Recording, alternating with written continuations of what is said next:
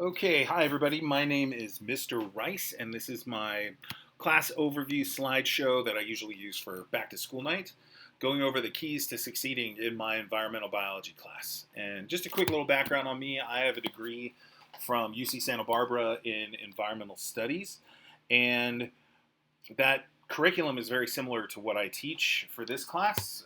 In college, it was like a mix of biology as well as politics and laws. And that's very much in sync with this class. For instance, we'll be doing things even like dissections, but then also going over different laws and policies in relation to protecting endangered species, for instance, or protecting natural resources. So let's get into the keys to succeeding in class. And I do have a little timer going because YouTube only lets me upload videos of a certain length, so eventually a timer will go off. Okay, so first of all, weekly outlines are a big foundation of the class. We just started the first one recently and did a practice one. So students will be given weekly outlining assignments from specific sections of the online text, or in some cases it could be articles. The instructions will provide the exact parts of the text to use and how many notes need to be taken from each assigned paragraph. And students need to be selective about what information to extract based on the information's relevance. So I mentioned we did a practice one already, and in the practice one, I went over specific paragraphs to extract their information, and then I actually went over it with them after they did the practice on what information I would have extracted and seen as relevant. And normally this will be linked to an open note quiz, so it's really important that they are really thinking about what information matters. And so I'll say like paragraph 2 on a specific page, and even say take 3 notes. So to me, that means there's like 3 things that are relevant within that paragraph that should be extracted. And kind of teaching them how in college, we mostly, at least when I was in college, had to read a lot of books and sort of outline and structure our notes in such a way that it was more effective than using the book for studying. And so that's what I'm trying to teach them here, in the hopes that this skill will carry over to higher education. Hold on. Okay, it should not. Okay, it's doing all sorts of weird glitchy things, of course. Let me just pop out of this. That's one way around some of those things. So if we look down here, at the end of the week, there will be an open note outline quiz, and students will be able to use their outline that they completed on time when they take the quiz. And they do need to be done by hand, which I'm not sure is in here, but is in their syllabus, because they need to not just be able to email it to their friends and things like that and be able to show they did their own work. So these outlines will be worked on during class on Mondays, and they need to be worked on at home or during study hall as well, so they can be turned in before the quiz or be used on the quiz. And there will be a class discussion on the outline at some point during that same week as well. So I usually do like a slideshow or something that goes with it. So let's go to this slide, and hopefully it'll be working correctly. All right, another common assignment are weekly vocab homeworks, and they'll be used to enhance comprehension of the weekly material. So when I was in high school, my biology teacher said to memorize like 4 chapters, and that was very challenging, of course. And so what I did primarily was I would memorize all the vocabulary, and it turned out I was basically acing all the tests, which was kind of unexpected, and just kind of prove that if you understand concepts and terminology in life sciences like biology or environmental biology, you can be successful and do well. So part of that is shown here. That success I had in high school is shown here with these assignments. So, it's still doing weird, glitchy things.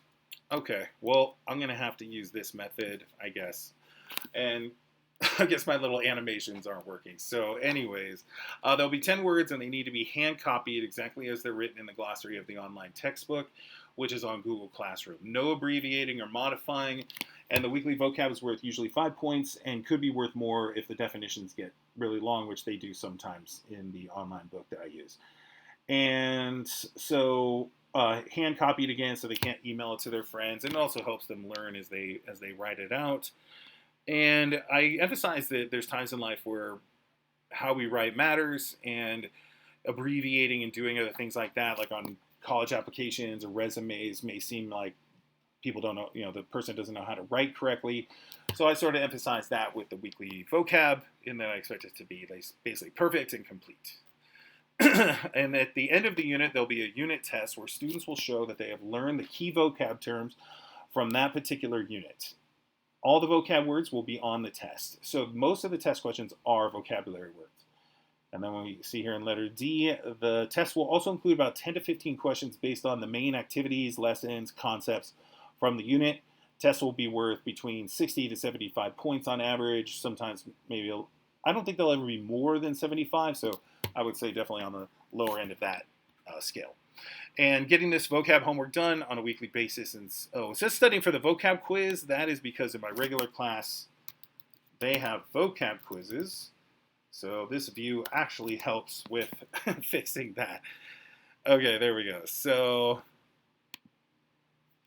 all right, in-class participation and commitment is very important. There will be many types of activities in environmental biology, including labs, small group activities, graphing, mapping, drawings, movies, games, all sorts of stuff. My credential program emphasized a variety of learning methods and modalities, and that helps tap into all sorts of learners. And so that's what my class has, and we'll be doing lots of online activities because I originally created this class during COVID. So students have been told to make sure their computers are working and ready when we're in class. Students have to participate at all times in class for activities and assignments and must commit to doing the best they can. All work is to be done individually unless the instructions explicitly say they can work together. Any copying or plagiarizing will result in a 0. And students who are not participating in group activities and are using their lab group to do their work for them will receive a 0 for that activity. And I always give warnings, and I think almost 100% of the time those warnings are enough, but there has been some times where kids are goofing around too much and too off task and distracting people too much, and they end up taking a 0 on the lab and not being able to participate. So otherwise, an overall participation and commitment to doing quality work is critical to success in biology. I'm going to take a sip of water here. Okay. Next, meeting deadlines is important. All assignments will be given a certain due date, and students must complete them on time and also turn them in on time. Work that is not completed and turned in on time will be given a score of a 0. Students can still earn points even if the assignment is not 100% complete, so they should always turn in whatever they have done in order to earn at least some points on the assignment. So for instance, there's 10 vocab words a week. If somebody does 6, they'll still get 3 points. So it's important they turn them in and get the points for the work they did. Absent work, students will be given an extension, which is usually up to a week. That's absent classwork. Absent homework, a student who is absent the day an assignment is due is expected to turn it in the day they return. A student who is absent the day it is assigned will have an extension up to the number of days they missed. Special deadlines can, of course, be arranged in the case of family emergencies, so long as a parent or guardian emails me regarding the incident. I don't need a lot of details, just sometimes students aren't necessarily telling the truth when they don't have their work done, and if they're saying there's a family emergency that requires extra time, it just helps having some kind of feedback or input from home just to confirm that. And meeting deadlines, of course, is crucial for success in my class and just in life in general. So students are allowed 2 late assignments per semester. This does not include the open outline quizzes because those are linked to the quiz, and there are a few other exceptions as well due to the fact that they may be linked to other assignments or activities, like bringing a lab sample. If that's linked to the lab, they don't get an extension. Or if we have a large research project that we've had a lot of time to complete, and an extension on that probably won't be warranted or granted. At LVUSD, I'm going to read all this quickly. LVUSD has adopted the Student 360 program, which focuses on the growth and development of the whole student, including their personal conduct on campus and in the classroom. And in order to help students develop these skills and an understanding of the expectations of professors and employers, college and career readiness points will be part of the overall score in the class. This score will be worth approximately 10% of their total grade, which will be enough to have an impact on the student's grade if they are consistently unable to meet these expectations. Every week, students will start with 5 points in Aries, less for shortened weeks, that they will keep as long as they are able to meet these expectations. Points will be lost when these standard expectations are not met, so it's important for students to make it a common practice to meet these expectations on an ongoing basis. On Aries, in the comments section, there will be brief notes indicating why students lost these CCR points so that students can see why the points were lost. And so these are basically what we might call behavior points. in this class, as I've explained to them, because they're older students. My regular class is freshmen, so there are no freshmen in this class, and I say, most of the points that are lost for the college and career readiness points deal in that class with tardies and also tech, like using their tech when they're not allowed. So primarily laptops are not supposed to be done or being used without permission, and also, of course, cell phones. And so that's usually why points are lost in that class. The normal sort of typical teenage behavior issues don't really come up in this class, it seems like, which is great. But sometimes people do lose points for those other things. So hopefully your student will get all the points for the college or career readiness points every week. Different resources in the room include Google Classroom, which I'm going to show you quickly. Starting to run out a little time here. Homework and makeup quiz board is in the front of my room. I have a no-name tray by the front door, so I'll put work with no name there so kids can find it if they're missing a score. Makeup work is in assignment folders online, which I'm going to show you, and absent papers are on a cabinet top by my front door. And so just using all the resources is important, obviously, for success as well. So let's take a look quickly. Like I said, I think I said earlier, YouTube will not let me make videos that are super long and upload them, so I got to be going to wrap this up quickly. So you see lots of different things in the resource section, including how to turn in photos, which is really important. A lot of students turn them in incorrectly, and it can be a problem, so please review that with your student.